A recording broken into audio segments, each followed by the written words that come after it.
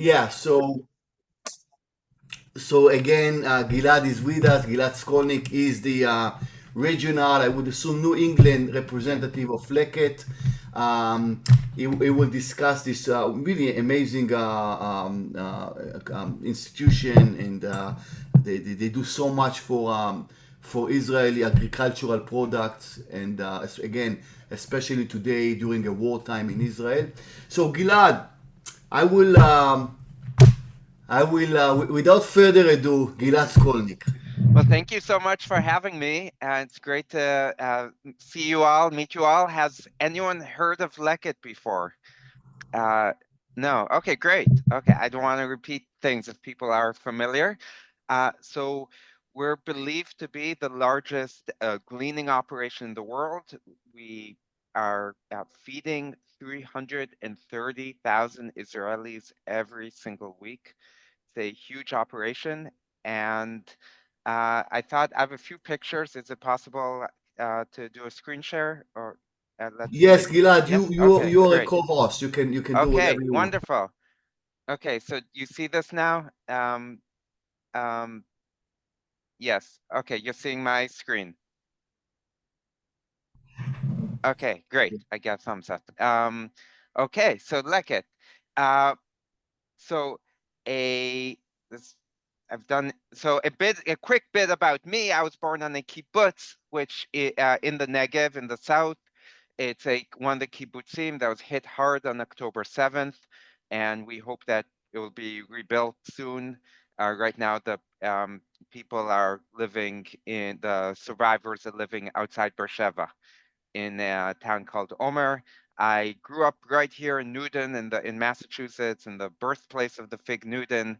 And after graduate school, I served a year in the IDF in the spokesperson's unit. They had me do guard duty once in a while, and I did the Israel National Trail there. It's 1,000 kilometers, 600 miles, going throughout the whole country. I returned here, and I was been in the Jewish nonprofit world since, including 5 amazing years as the director of Northeastern University Hillel.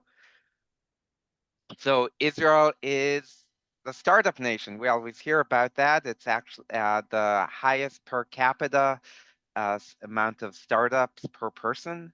For every 1,300 people, there's a startup. It's pretty amazing. And in the nonprofit field, we see that too, which is really exciting to, and Leket's an example of that. Uh, so I wanted to, uh, we talked a bit, we started off this conversation with what is on everyone's mind, the war. And the war has really impacted agriculture in Israel. So it is oftentimes overlooked. And even though it's overlooked because of all the other horrible things, it doesn't mean it's not important. The impact that Hamas and Hezbollah have had on Israel's agriculture. This to the left, that's a picture of from the Wall Street Journal. So they had a piece about it, but I've hardly seen it anywhere else. When Hamas attacked on October 7th, they purposely targeted Israel's agricultural infrastructure. So they went after tractors, combines, irrigation systems, greenhouses, burning, destroying. One combine is $600,000. The irrigation equipment takes a long time to rebuild, and uh, it hit farmers hard.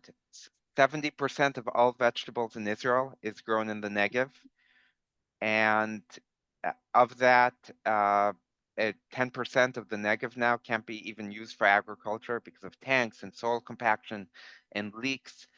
It's been fruit prices have gone up 12% since October 7th, and vegetable prices have gone up 18%.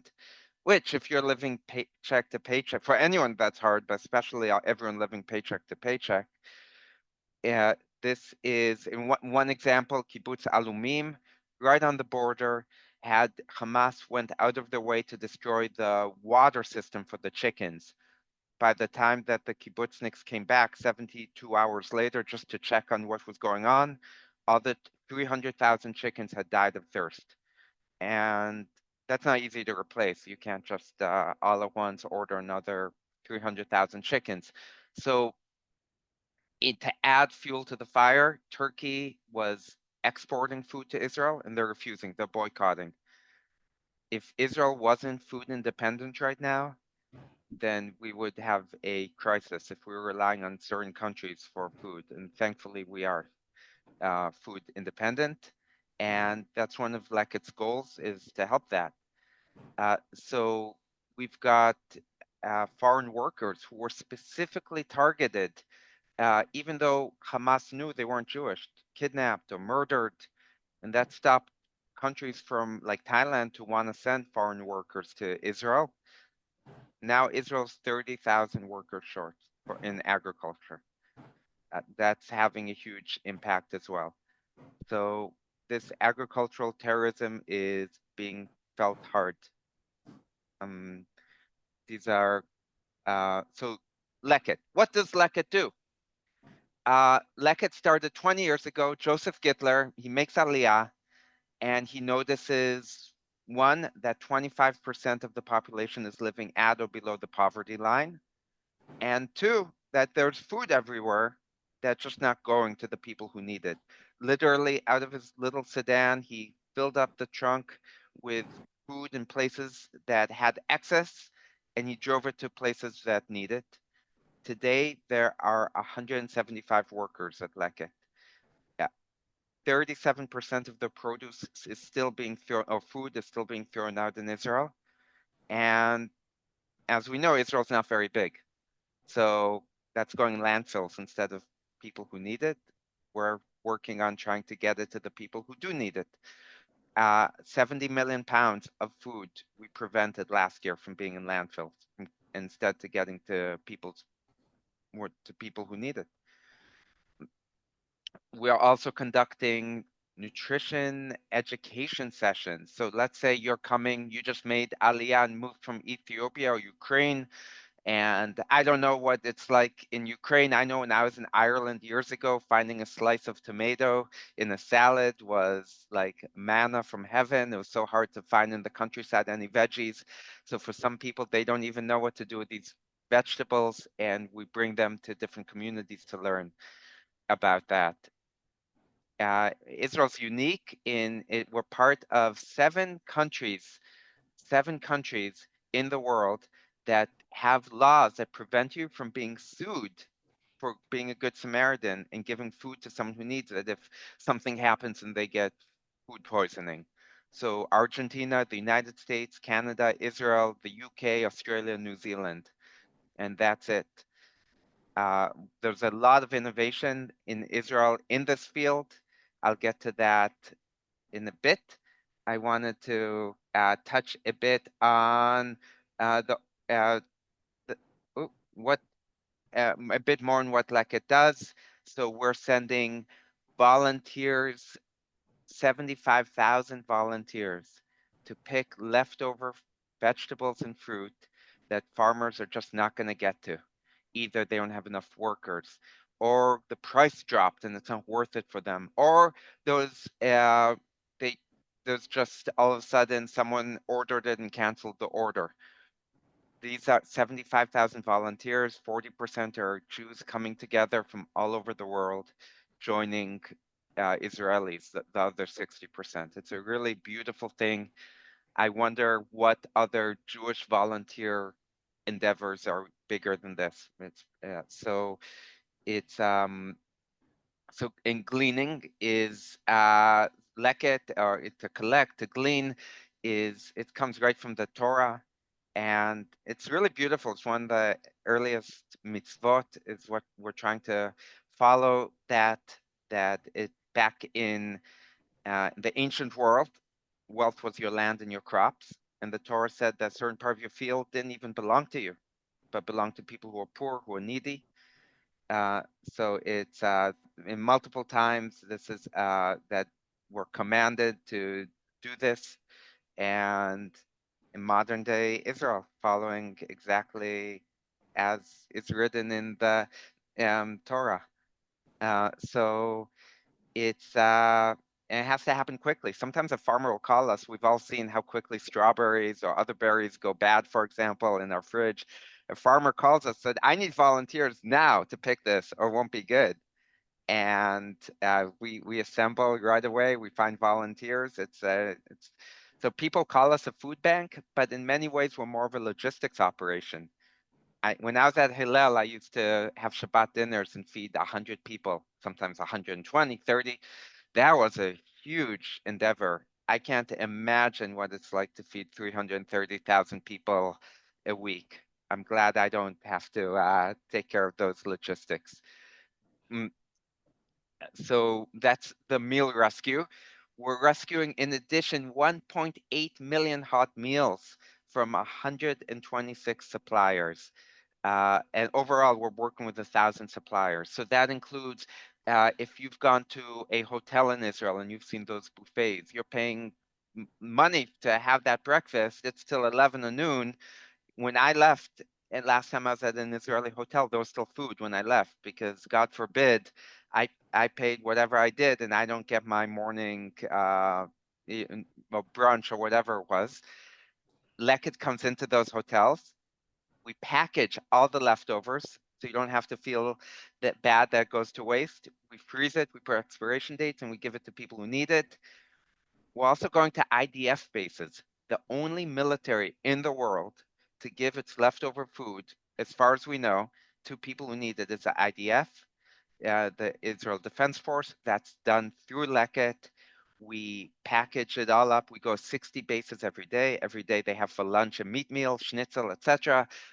Dinner is a dairy meal. What are they going to do with the meat? They're keeping kosher. They don't know what to do with it. There's no bandwidth on the base to have a leftover section with a leftover fridge and to keep track of that. Leket comes in, takes all that. And God forbid a soldier right before they go off to fight or to guard duty, they're hungry. You always want to have make sure they're well fed. So same thing as the hotels. There's always leftover food. And just last week, that's why I have a picture in the middle of the Knesset, a law was passed saying in Israel that all government offices have to give their leftover food to people in need. Like it's the one who lobbied this and is taking care of the logistics. There are no other countries doing this. So Ministry of Tourism, Ministry of this, Ministry of that, they have a cafeteria with food. They have events with food. Like it takes all the leftover food. So it's really ingrained in a lot of organizations that are giving food said they wanted to always do this. They just didn't have the bandwidth, the resources to do it. Uh, so it's really in a light onto nations. I hope other nations will learn about this instead of thinking how they can boycott Israel. What can we learn from Israel? So we don't actually feed the 330,000 people. We give it to 300 other small nonprofits in Israel, and they are feeding. So sometimes someone is familiar with one of these and says, "Oh, well, they do it. How's Leket work with them?" We're probably most likely we're the ones giving them the food. So for example, at a women's shelter, they have a lot of work to do, keep the lights on, the programming, staffing, etc. The last thing they want to have to worry about is how to feed everyone who goes there. And they don't need to worry about that. We communicate with them, what do you need, what do you want, and then we bring the transportation there with the food, the trucks. Um, what happened since the war, another way the war affected us, all of a sudden people are working from home. You don't have corporate cafeterias. The last thing the army bases wanted with all the chaos right after October 7th was a bunch of volunteers showing up on the truck saying, hey, where's the food? Let's pack that up. So temporarily we couldn't go in there. We quickly didn't have tourists come. All those buffets at the hotels closed and people were relying on it. So we quickly pivoted and we started ordering for the first time meals from caterers, which also helped the economy a lot because those caterers would have been struggling. Maybe some would have gone out of business. Now they had someone ordering food from them, and we got great deals because they realized it was also to feed people in need. Mm, And so these are really good meals that people are getting. It's not not just cans of spam.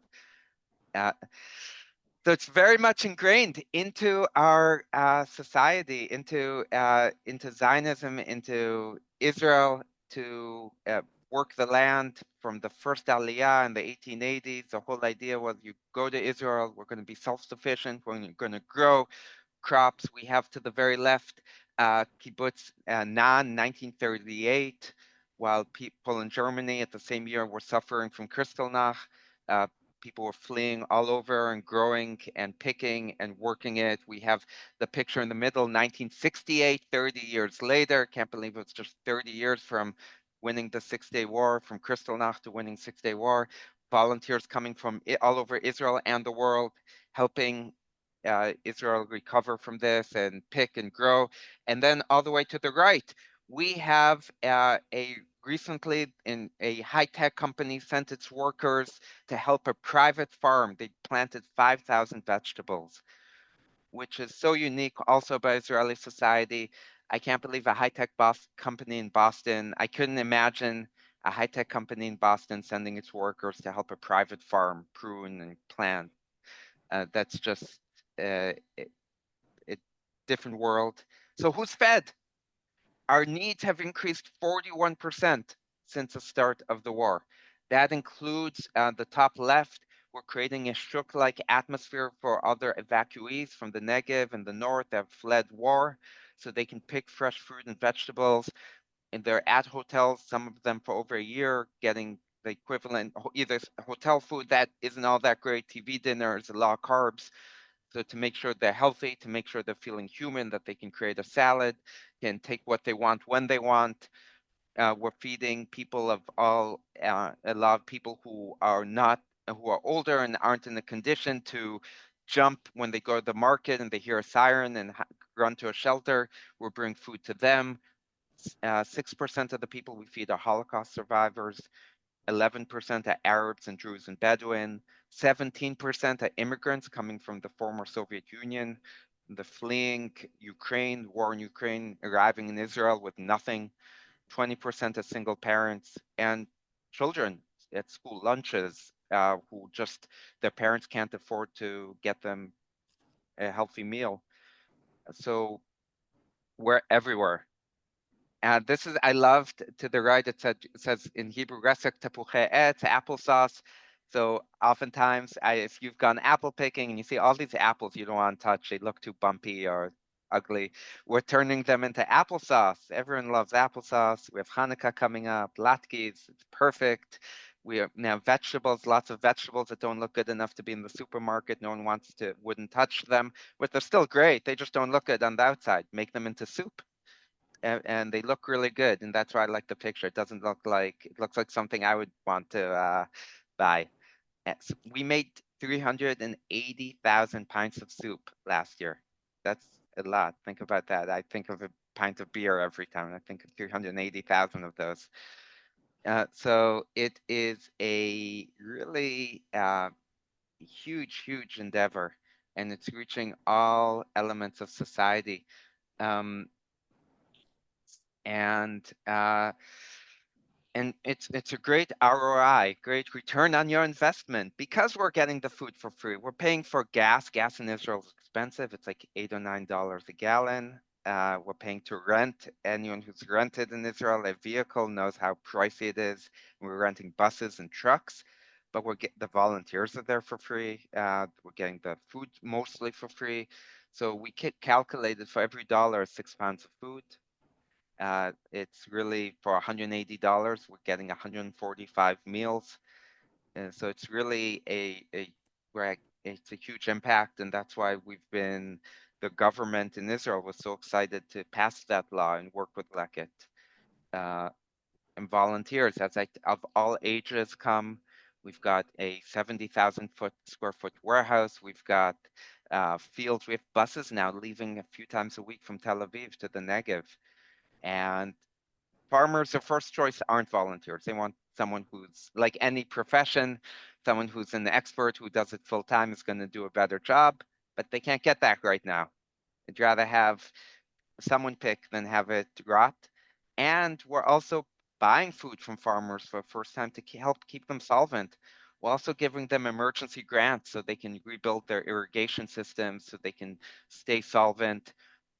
It, the government and insurance might pay for certain things, but if you've got an avocado orchard that took 20, 30 years to grow, you can't wait a year until you get that check for your new irrigation system or your new whatever your fertilizer that got burnt that you need. You need that immediately. So we're jumping in and keeping them afloat. Sometimes I get questioned, what farmers get help? The the first priority of the farmers have been giving us their food. They've been giving us food that they can't pick. So we're giving back to them. Mm, And oh, activity highlights. So this is just the past year. We calculated everything we've done, and it's been a lot. And we don't have the same name recognition of a lot of other great nonprofits like Hadassah or JNF. They've been around a century. We've been around 20 years. That's why I'm the first New England Leket staff member to help raise awareness on Leket. I was yesterday in Connecticut. Next month, I'm in Rhode Island. We're just trying to go everywhere to get the word out so people know about us and what we do. So, uh, yeah, that is. I have a short video I can send, but I don't know how much time there is. And how do I stop the share? Stop share. Um, And also, I am uh, curious if anyone has any questions because I've been talking a lot.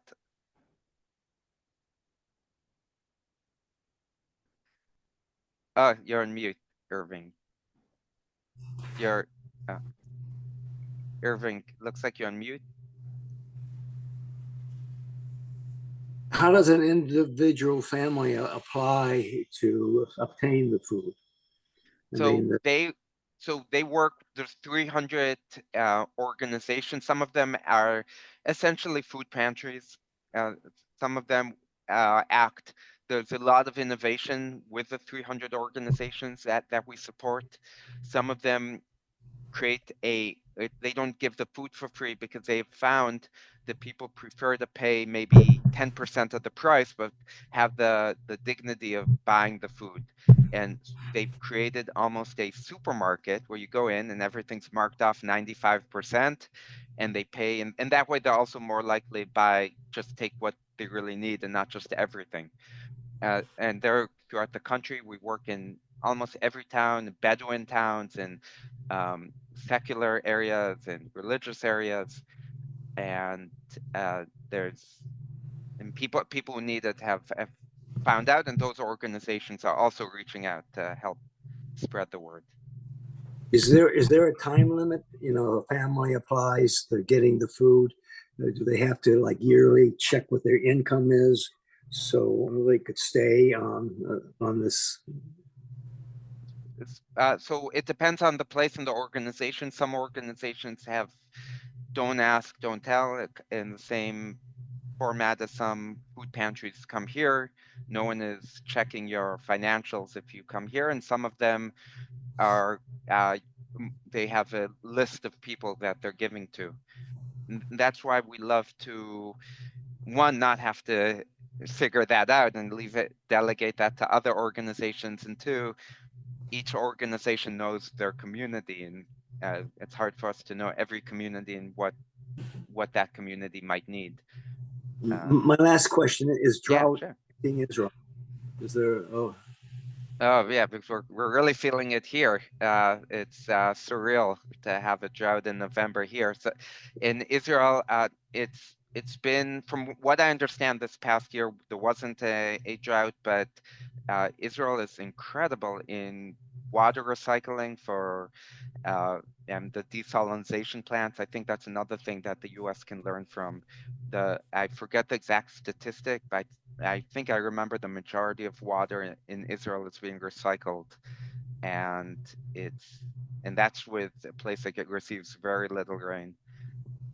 So I hope, it used to be when I was growing up, and it used until recently, it was coming from the Kinneret, and now it's coming from the ocean, which is really beautiful. Right. I remember when I was a kid in Israel, were warned not to waste water because there's not much in Israel. So, as Gilad said, Israel became very good at recycling it. And now you're And right. Now they're taking from the ocean. Yes. and it's great, like to see lawns in Israel are all being watered with water that's not drinkable, that was recycled from people's showers and toilets, etc. But why use drinking water for grass or for plants that Israel grows that isn't being eaten, such as cotton, etc.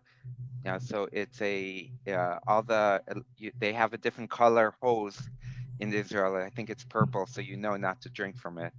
But it's all water that I think we here dump into the Boston Harbor. So I have a very short video I wanted to show. It's 2 minutes. Is that okay? Or Oh yeah. do we have the time? I don't. It's your program today, Gilad. Okay. Take your Okay, time. great. We got about 2.5 hours left. So do whatever you want. Okay. So maybe I'll show. I Only have kidding. a Only slightly kidding. longer video, if that's okay. It's about at the. I'll show. Okay, I will show two. I have a lot of great videos. At it's one thing where we've started to try to improve on because it's sometimes the video is more powerful. We're until recently our marketing staff was almost non-existent just because we're so new and Yeah. we're running around doing the work. Just so you know, At we usually finish by 12. I was just kidding before. We usually finish by Okay. 12. So I won't put on the 2-hour video. Okay. Here. I One can stay with you after. Yeah, I'll be happy to. let me see. Let's see. Okay. Let's see if this works.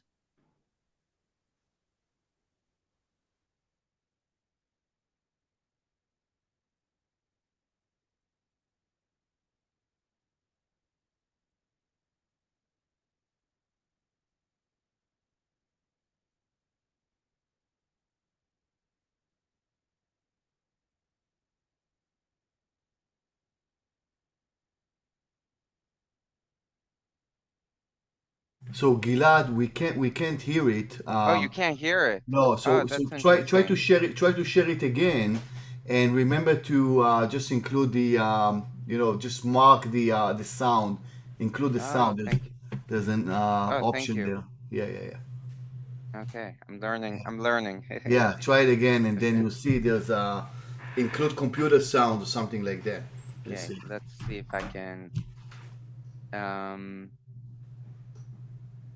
let's It's see. before that, so close it again. Okay. And then when you click on, it happens to me at the service one time. I included something and nobody could hear it, only myself.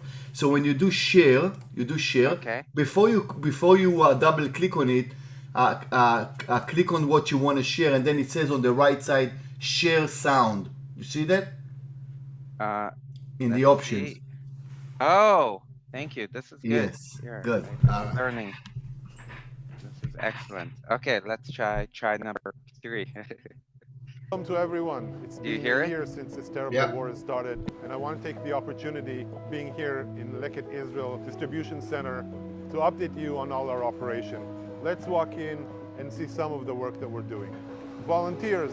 We sent out volunteers in the north, in the south, in the center of a country, all to volunteer with a farmer, pick their crops, trying to rescue as much as we can. Let's take a moment to talk about the farmers in Israel. The farmers have suffered severely because of this war.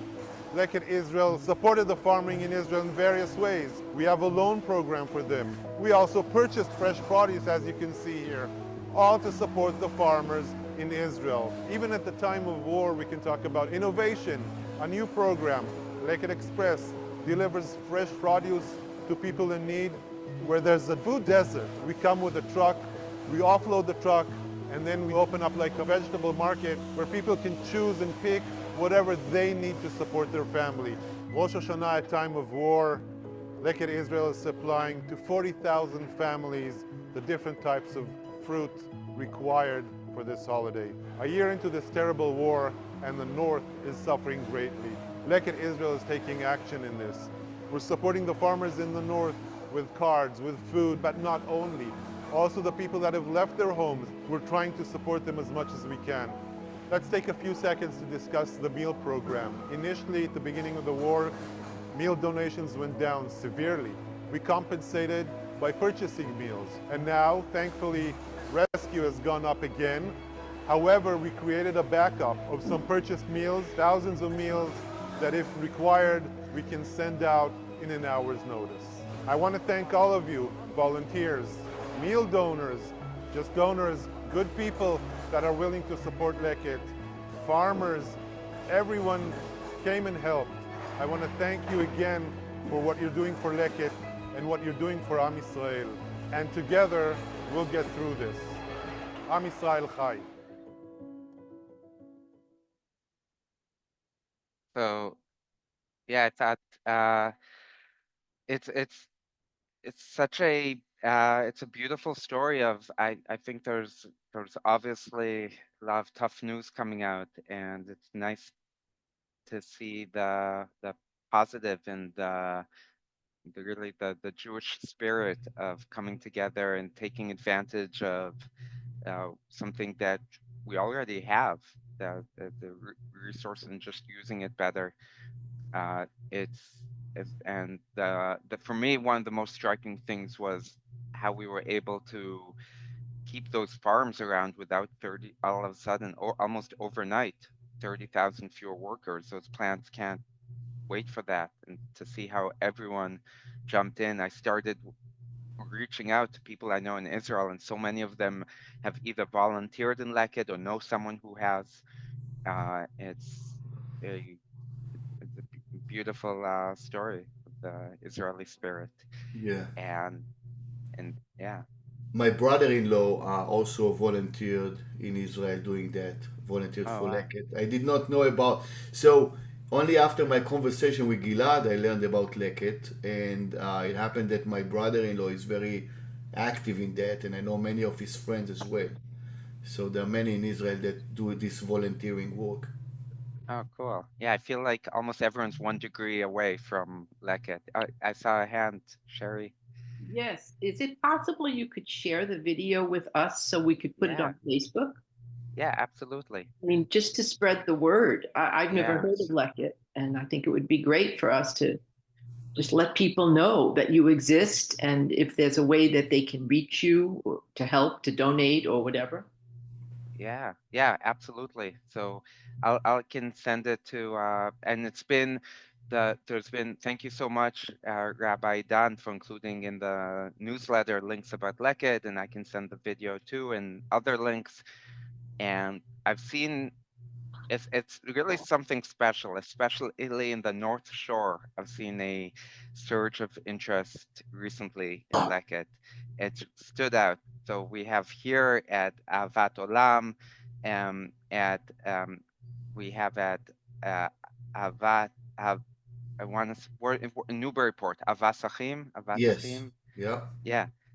So they've invited me to speak, and in Swampscott and Shirat Hayam. So Good. it's been beautiful to see, and for me it's been so great to in this process to get to know the North Shore. Even though I grew up in Newton and now I'm in Needham, I would go all the time, but I didn't go to the synagogues. So it's been great. Yeah, Karen.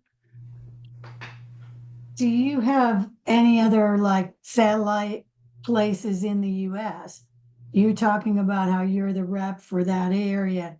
For example, I don't live in that area at all. I'm a Temple member. I live in Tennessee, where there are farms and, they have all that kind of stuff around here. I wonder if there's like in California and other places. So oh, that's really great. That's awesome to have. Wait, out of curiosity, where in Tennessee? Are you by I live Nashville, in, by Memphis?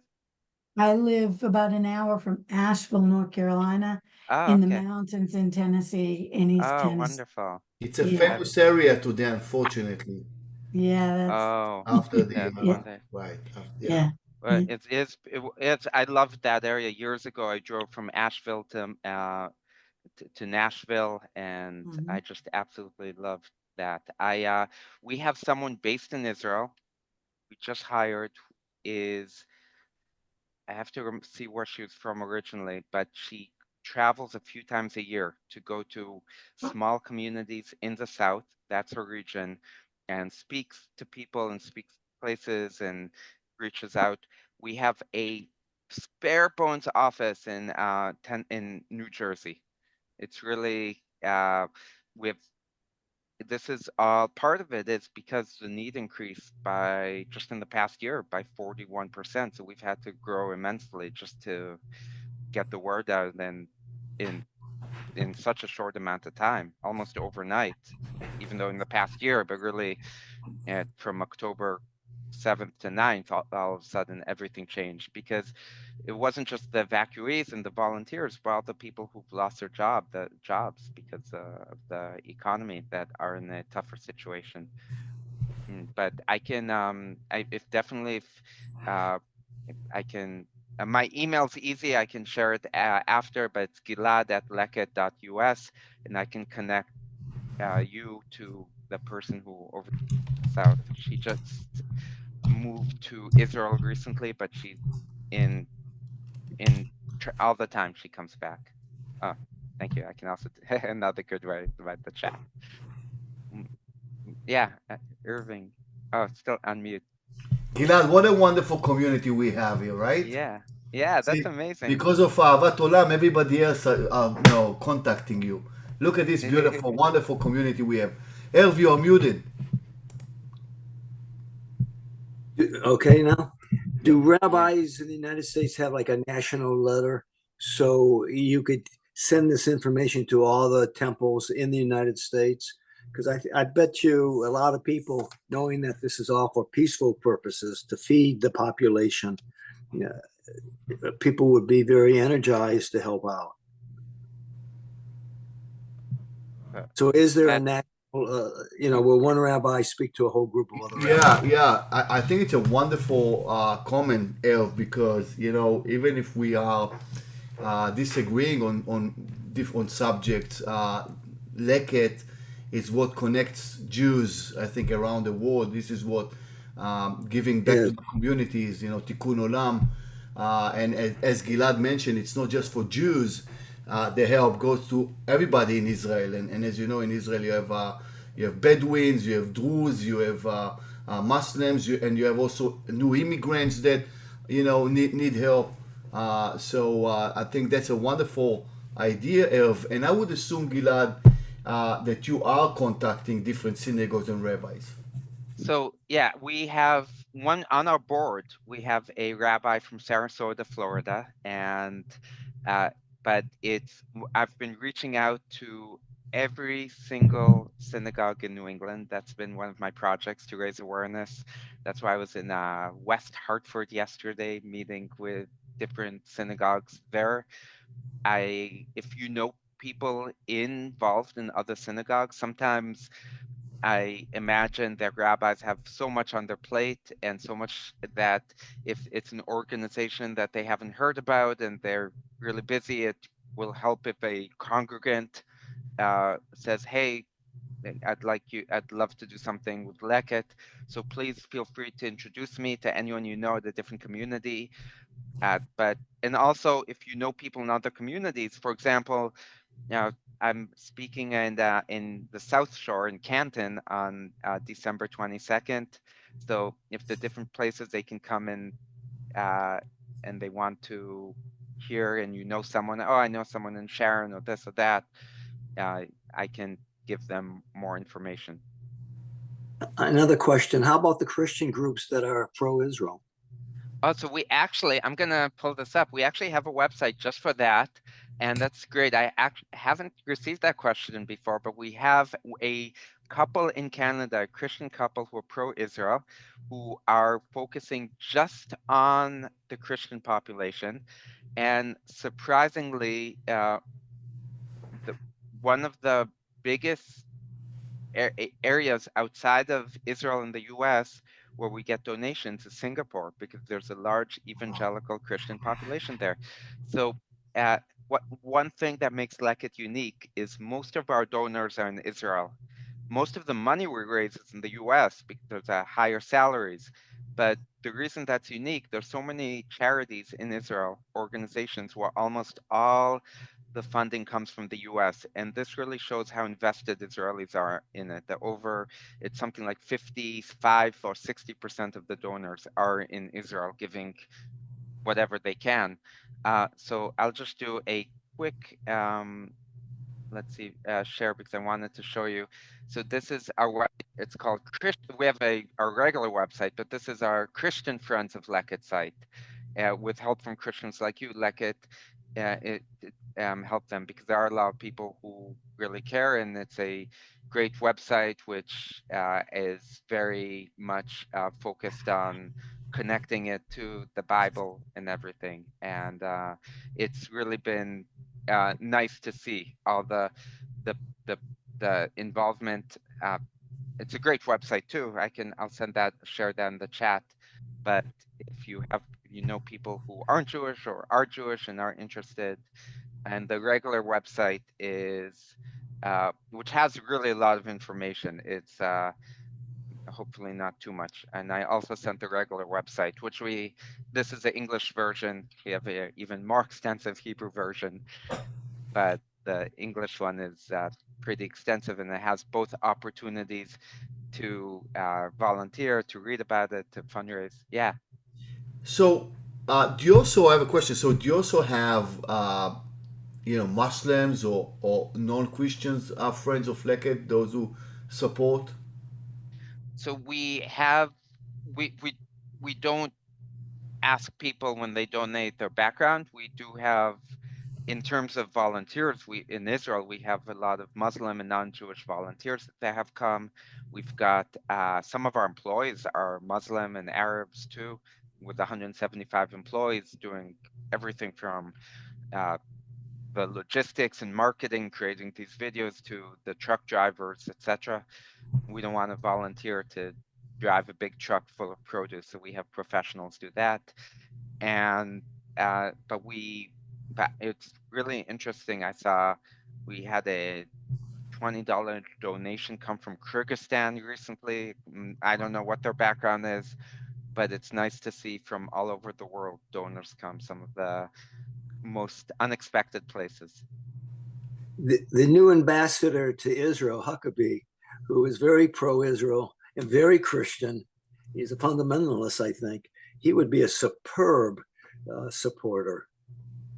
Yeah, and I think he would, and that's part of the challenge, is just getting to them. And I'm sure we might have missed our boat with that, because now that he's in the headlines, he's being reached out to, I imagine, and how to reach him. But yeah, if we could reach him, I think he would. And maybe he knows about it and I don't know about it. And Gilad, since I'm going to ask our Judy, our PR person, to also share that with the community, this recording, can you also talk about how Bnei Mitzvah students, bar and bat mitzvahs, can also maybe choose Leket as for their mitzvah project? Yeah, absolutely. So that's been very popular at a lot of synagogues, and if people are looking to do a fundraiser for Leket, and especially Bnei Mitzvah students, we'll create for them a website, and they can choose whatever photos they want, and they can see what people are donating and if they have a goal. And I know that people love that. I love that when I see a friend who has a website or a specific fundraiser to contribute. And we also help them come up with creative ways to fundraise. So recently in Brookline, 3 girls decided to make bracelets for Leket, and they created these tiny bracelets, and they had a little stand, and they start selling it. And they were in it actually, it's such a beautiful story because it spread virally. We put it on our Facebook, and hundreds of Israelis commented because they had no idea people here in the US cared about what was going on there. For us, it's obvious, but they don't necessarily know how much everyone is helping in fundraising. So we shared that, and we have a lot of Israelis on our Facebook page. It's about half in English, half in Hebrew, but it's usually we put the Hebrew up front because it's so big in Israel. And it was just, we got about 4,000 people liking it, which is a lot for us. We usually get about a few hundred at best. So it's really beautiful. So we can help people come up with creative ways. We can help if they want to learn a bit more about the Jewish origins of Leket. And I think there's in the Torah, there's three ways in which three types of crops that are given to the poor. There's leket, which is what gets collected that wasn't harvested. There's pe'ah, which was the corners of the field, and there's shechicha, which is what was forgotten to be picked. And we have a lot of information about that. That is just interesting to see this earliest of mitzvot about feeding the hungry. And one thing I do want to, sometimes people ask me is is there hunger in Israel? And there isn't hunger per se. There isn't people, and like we saw pictures in Europe and during World War II, but there's definitely a lack of nutrition, and that's where Leket jumps in, because there's enough if someone wants to live off of uh, potato chips and French fries, etc. There's enough calories, but we really want to help keep the population healthy so that they can have healthy and productive lives. So that is a big part of our focus, and make sure they have the nutrition they need. With another thing about the bar bat mitzvahs is that a lot of people who have their bar bat mitzvahs around the time that there's a reading on Leket in the Torah, and that people have loved to do that and connect that as well, or if people have had a experience with agriculture, whether it's here or there, or anything with food insecurity. So we absolutely love when people are interested. Some synagogues have, especially some synagogues we've seen they've added it to their menu, and people have gotten really excited. I think I already know what we'll do in our next Temples trip to Israel. You know, we usually plant trees. I mean, we can still do that, Yeah. but maybe we can also take a couple of hours and volunteer in one of Leket's facilities. So let me ask you, Gilad. Again, we're gonna share this video with our congregation, with our community. What do you expect us? How can we help? What can we do to help Leket? Ah, so great question. One is absolutely next time there's a mission to Israel.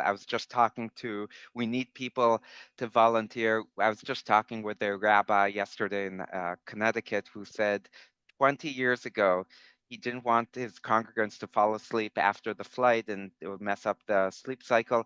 So just as they landed at 5:30 a.m., he took them to pick tomatoes, and they still bring it up all the time in lovingly, but also I can't believe you did that with us. Or just as we landed, we went to the fields, but it's So memorable. I do the opposite. When we land, I try to land closer to 5, 6 p.m. so that we can go to Zichron and have a great taste of wine there Oh, before we go to put you, sleep. And then we can put you wake in. up in the morning and go and help with Leket. Oh, fantastic. So that sounds like a better order. And then definitely to help us spread the word. Everyone knows people who knows people, even if and that's how a lot of how we've gotten the word out is through, as they say in Hebrew, mepele ozen, from mouth to ear, so person to person, and any assistance in fundraising, whether people wanted it could be done for special event, it could be done as a congregation, it could be done as a region, because there's so many synagogues in the North Shore that are interested. It could be done around Purim. So around Purim, the mitzvah of Matanot Levyonim, to help the poor. And we have these cards, physical cards, and for people buy a pack of them, and every card, part of the contribution goes to a meal. So you're creating this mitzvah, you're fulfilling the mitzvah while giving someone a Purim card. And I can send more information about that. There's congregations that want to do something around Passover, Ma'ot Chitim, to help feed the poor. One of the things that I love about Judaism is how full and rich our tradition and our religion is in helping the poor and the Jewish people. I really love, and especially your congregation takes that to heart. I see on the website, Kol Israel Arvin Ze Lezeh, all of us, all the people of Israel, the Jewish people are responsible for one another. And that's very much what has fueled many people to support organizations like this. Yeah, and we usually see Jews helping everybody else, right? And now there's a need to help the Jews in Israel and also the other the non-Jews citizens. So yes, Irv, you're muted. Am I okay now? Yes. I was thinking about the universities too. You know, the Jewish students in different university in Columbia, Harvard, whatever, they have their highlight, they have their groups, and I would think a young student would feel encouraged and enjoy doing something like this because they have so much negative news about Israel. This would be such a very positive. So it depends. I think hypothetically, yes, we have had fraternity like API, the Jewish fraternity, in the past raise money for us. In my experience, the students just had such limited money, and if they did, they wanted to have it go out so they can go out at night, and it was always hard to fundraise with the students. But it does have an advantage of reaching them. So when they do graduate, they'll think about it and think about philanthropy. One thing I love also about it was important to them, they just didn't always have the ability to give a lot. But it's always interesting when I talk to American Jews and I ask them, what was your earliest tzedakah experience and your earliest philanthropic experience? And they almost all say going to synagogue. And it's so beautiful. And I don't know that that's with every community. And I think that's one of the things that makes us so special, how ingrained that is. And they definitely, even if they weren't able to do much, they were very much, it was on their radar. But one of the great things with Leket is the amount of impact you can have with not being able to, no matter what you give, because even $1, £6. We have some people like to do recurring gifts, and the thing that I always notice that I love is once a week we get $1 from someone in Australia, and they want to give what they can, and I absolutely love that.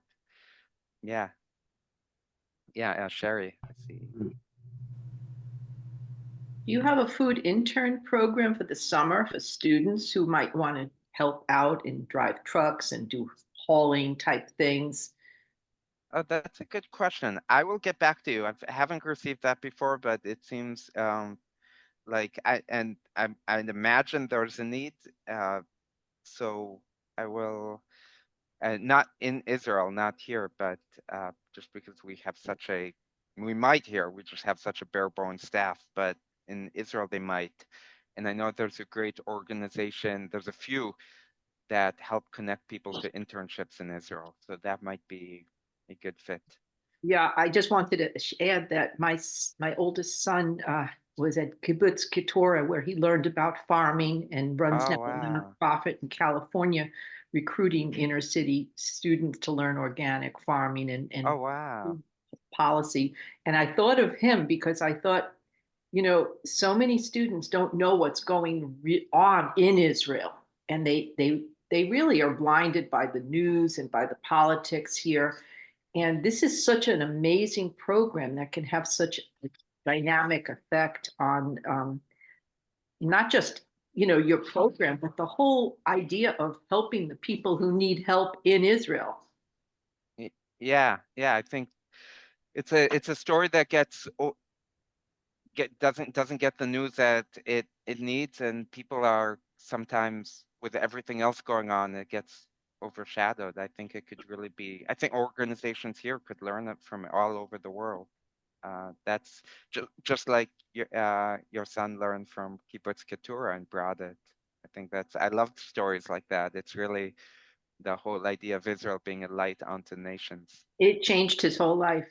Wow. So he was in the Arava Institute, or was he? Yes. Yeah. Yes, Oh, he was. great. And then he worked in New York City delivering, helping community gardens, and then found a UC Santa Cruz program where they teach organic farming. And Oh, they wow. actually, he and his wife both went through that program, and they do things within the community. That's how they support themselves. Oh, wow. What a beautiful story. I love that. And it's I I'm glad. Yeah, and there's amazing things happening in. It's just so much. I'm always struck by all the innovation coming out of Israel, and that's why I like to start the presentation with the startups, because sometimes we think so much about the high-tech startups in Israel, but we don't think about all the innovation and startups coming in the nonprofit field from there. And I think yeah, I think yeah, we could learn a lot from the organization because unfortunately we waste a lot of food. I mean, I've been to so many events and there's so many leftovers, and then you see the wait staff come and just throw it in the trash, and it's like, oh my God, there's so many hungry people. And yeah. it just kills you when they say we're not allowed to, donate the food. Why would And why would some places be allowed and others not? I so mean, I'm I know it's a matter of being sued if somebody gets sick or something, but So there's definitely, I'm not familiar with all the rules about what food can be donated and what can't, but and anyone can sue for anything, so they could sue without any grounds. But from my understanding, the US has laws to protect you if you're donating food to help someone. I don't know the specifics, and you could still sue even on no grounds. At Northeastern Hillel, I put a refrigerator outside with an extension cord and all our leftover Shabbat meals, because students would never sign up ahead of time. And if one kid didn't get food, I would hear about it from their parents. My such and such went to your Shabbat dinner and there wasn't any schnitzel left. How could you? I finally got him to show up to Shabbat dinner, and he left hungry. So just get extra food. And I'd say, well, I don't know how much extra to get. I don't know how many would show up. I could get 200 meals and 100 would show up, or 220 would show up, depending on the weather, or if there was a hockey game that same night, or who knows what. So I tried to always have extra food, and we'd put in the fridge and it would right away be taken. But that was much easier to do because we were right in the city at Northeastern, in an area with a lot of people who need it. And we definitely didn't have the resources to drive around and find a food bank and bring it. And that could be part of it too, that not everyone has the bandwidth, the staffing, or the people who can bring the food. And as is, we had to maintain it if something spilled, etc. Uh, that's what's so what's so wonderful with Leket is these people don't need to worry about it. Someone has a hotel, they don't need to, oh, how are we going to get the food to the place that needs it? But it is painful to see. I see the amount of food, the food that makes it to the fridge has and is what we end up throwing stuff as it goes bad. And then there's food in the supermarket that goes bad that no one touches it. And we don't even see all the food in the farms that don't even get picked or don't go, unless we're right. uh, get a behind the scenes look if we go apple picking in New England. So it's really, and there's those all the time in Israel. There's even whether it's weather and a hailstorm or something else, and it's so nice for me to, so heartwarming to see this happen. You can just imagine what there's so much more food that is getting thrown out that we could be saving. Mm. So this is, I Help so many people, yeah, right? We could help so many people if we just share what, I mean, yeah. there's so And many hungry people around the world. there's so many around the world, and in Israel, there's still a lot of school children that we're not getting to that could use meals. There's people who are still losing their jobs, or they're losing they're in a tough financial situation, and we're just trying to we've been able to keep up miraculously. Like if someone are the if people we didn't know that we would have been able to keep up 14 months ago when uh, the surge started, or 13, I've lost track now. But we it's just amazing to see people coming together. And what about, like the Gazans that have been displaced, that, everybody is, blaming Israel, or you don't have humanitarian, blah, blah, blah, all the negativity that the press and, Yeah. the media are showing. I mean, which unfortunately, Israel's got a bad rap. Yeah, well, so Leket doesn't go into those areas for safety reasons, but it is a good point that, especially with, there's definitely, I'm sure, lots of leftover food, just like Israel has, of food that isn't being picked in some of the Arab countries, that they could more safely go there and bring that food. But it is, it is something that, we all hope for peace one day, and I hope that there will be peace, and we'll literally be beating our swords into plowshares and uh, be able to provide some of that leftover food to the Palestinians as well, and so that I'm sure there's people who could use it there, and if they would, if they would allow us to do that in a safe way, then that would be Yeah. great. But the of the 330,000, over 30,000 Israeli Arabs, as we touched on before, are being helped all over in big Bedouin towns like Rahat and other Arab towns. And that's something, as people were saying, that doesn't get talked about, isn't going to make the media. The New York Times isn't going to talk about how Israel is feeding those people. And it's really a great example of everyone working together. But But they're still saying that Israel is an apartheid state, right? yeah, but they're still saying, Yeah. even with this being a perfect, in one of many examples of it not being. And Yeah. it's, I mean, we're sending nutritionalists to Arab towns to help make sure that people who aren't familiar with different vegetables and fruit know how to use it, and etc. Yeah, Elv, Irving, you're muted. You're unmute. muted. Okay. I have another question. There are other organizations that help Israel, charity groups. Do you work with them? Like I just went online, there's the IFCJ and the CUFI, apparently, that are charity groups that help Israel. Do you work with the other groups? So there, I'm not familiar. We might be, because I don't know all the 300 organizations that we support and give to, so I'm not sure. But we're the biggest, we're believed to be the biggest gleaning operation, the operation of this kind in the world. But there are smaller organizations. I think it's a very Jewish trait, as they always say. I have the synagogue I go to and the synagogue that I don't go to, or we're always creating other opportunities. When I was at Northeastern, there was Hillel, there was Chabad, and then there was a Jewish student union for people who wanted something, I don't know, in between. So there's definitely other organizations doing uh, work when it related to food insecurity, and lots of other organizations. Sometimes I get questions, you work with this organization, that organization, and it's a bit tough, just because we're all have our goals are all to raise money for our causes, and they're all great causes, but we all have our own very specific priorities.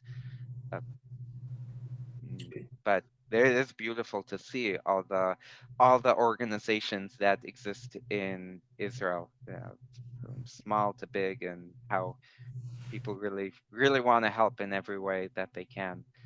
Uh, for Israelis, Israeli culture, the philanthropy is really relatively new. When you talk to older generations who didn't have much, it wasn't as much of a thing. They give their time, and but to be able to give money is a new concept.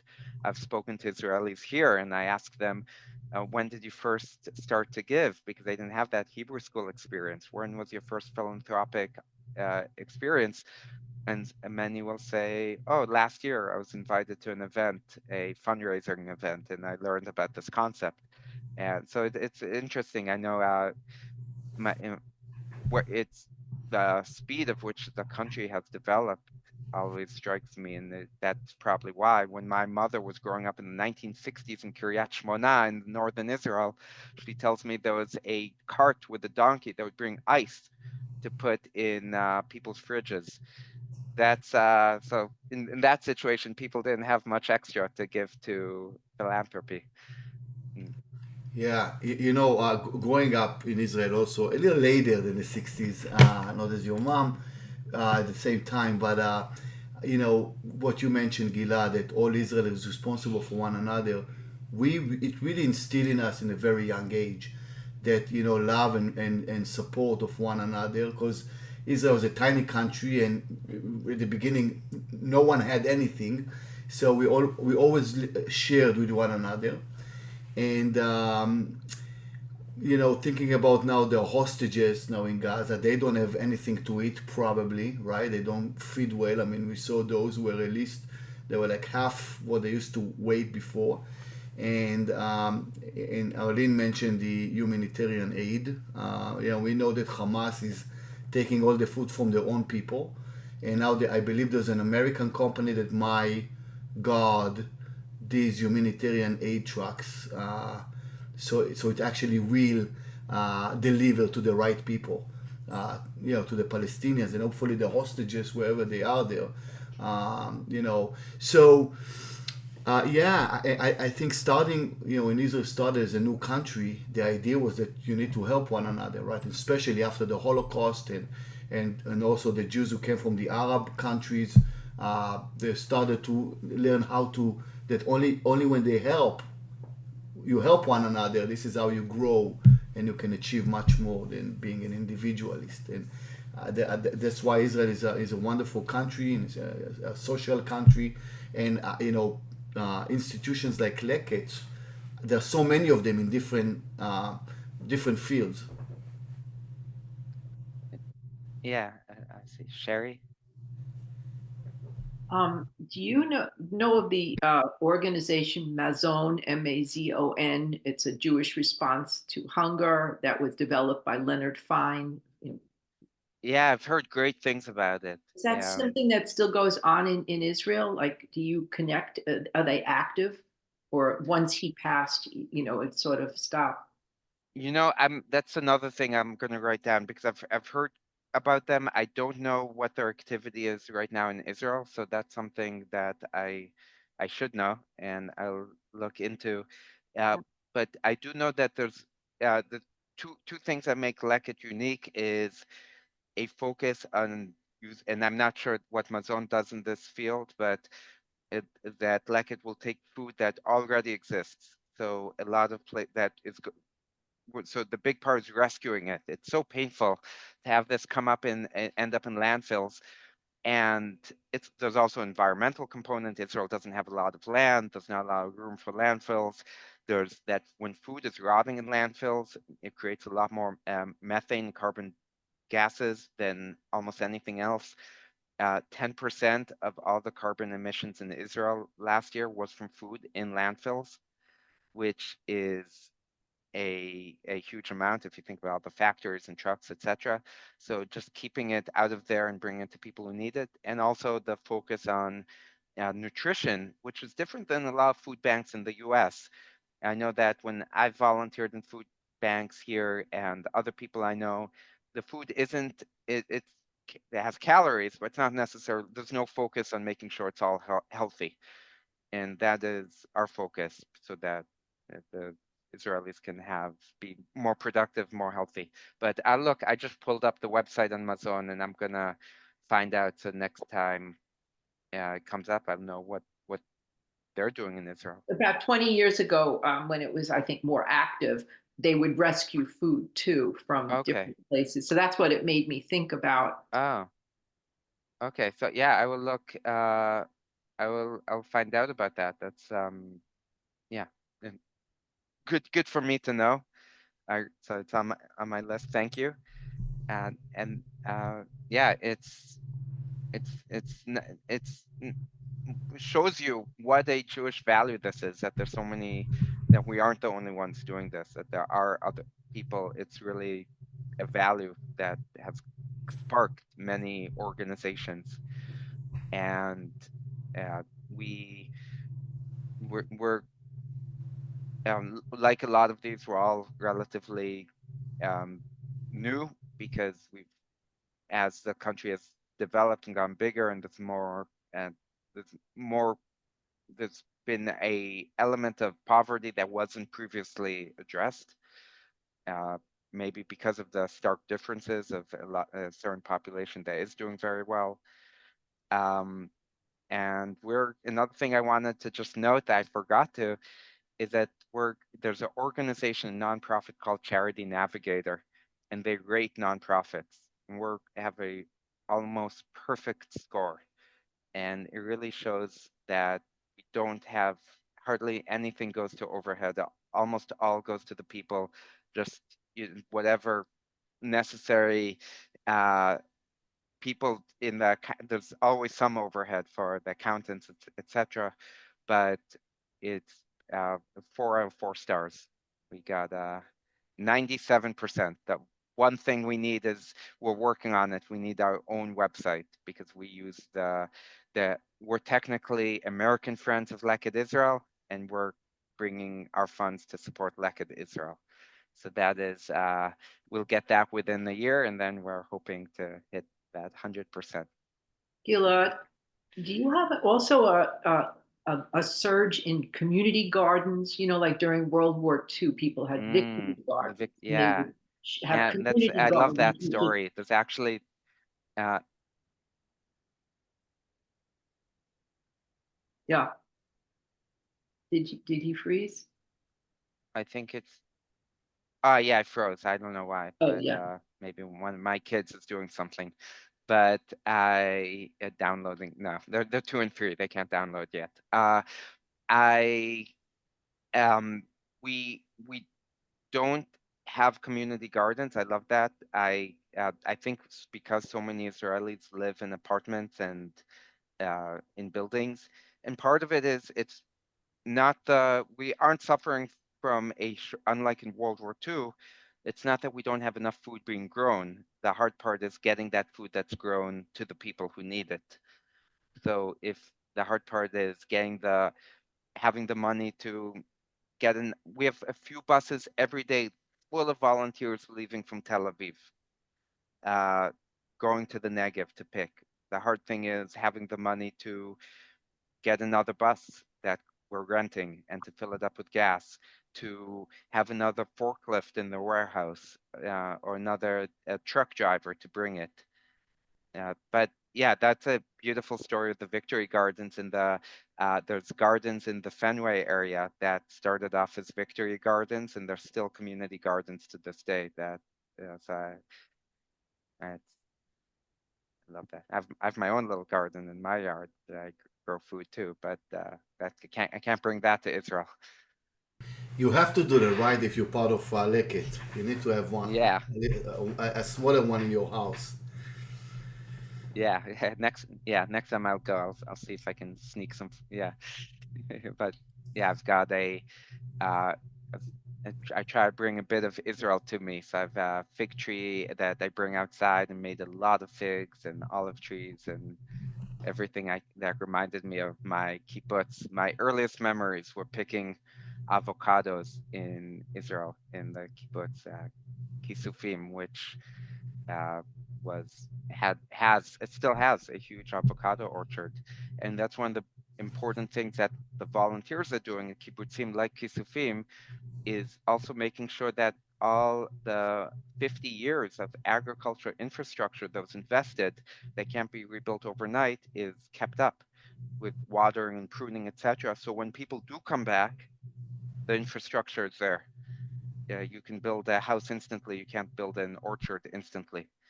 And as construction, and I saw now in a lot of areas, the construction plans are starting in bulldozing of old buildings that were destroyed. We want to be able to restart everything as soon as possible.